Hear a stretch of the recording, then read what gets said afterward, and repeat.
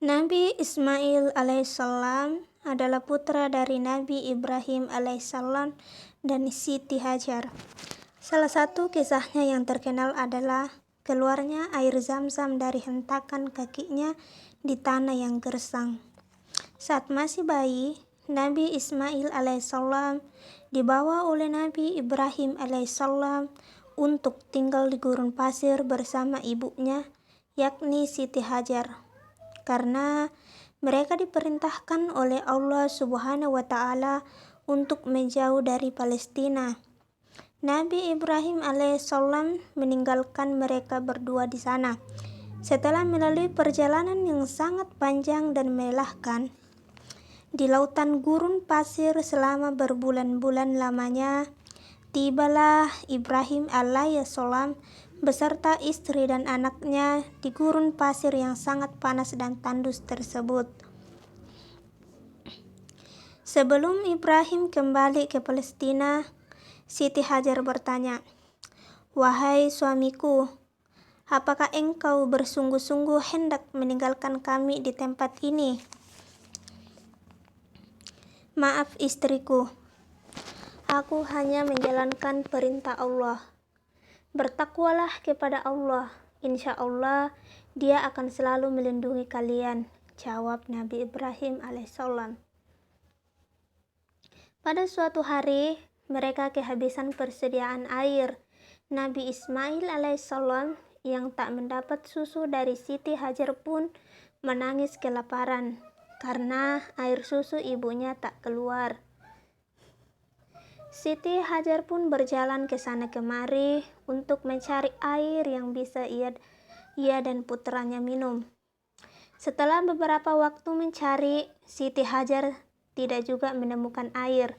Namun, tidak patah semangat. Siti Hajar mencoba berteriak meminta bantuan. Barangkali ada orang yang lewat di sekitar sana. Akan tetapi, kondisi di sana saat itu sangatlah sepi.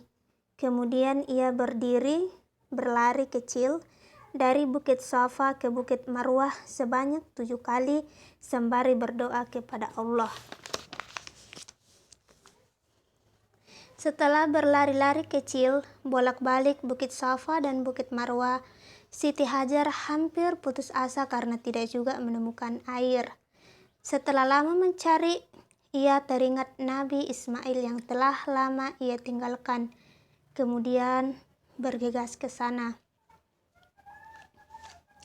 Sesampainya di sana, Siti Hajar dibuat terkejut karena di tempat Nabi Ismail alaihissalam berbaring ada sebuah mata air jernih yang keluar dari ujung kaki Nabi Ismail. Air tersebut terus mengalir dan menggenang. Kemudian Hajar pun mengucap syukur. "Ya Allah, seru sekalian alam, telah Engkau ciptakan mata air lewat kaisan kaki anakku." Hajar pun mulai menggali pasir dengan tangannya untuk membuat kubangan. Kemudian Siti Hajar menamainya sebagai air zam-zam. Siti Hajar meminum air zam-zam tersebut dan anaknya bisa kembali menyusui Nabi Ismail alaihissalam hingga perutnya kenyang. Sumur itu terus-menerus merembeskan air. Sesekali datang burung elang untuk hinggap dan minum, lalu terbang kembali jauh ke langit lepas. Setelah berselang beberapa waktu, jauh dari tenda Hajar, ada segerombongan orang naik unta dan ada juga yang berjalan kaki. Dan rombongan seperti ini disebut kafilah. Mereka adalah kaum Jurhum dari Yaman.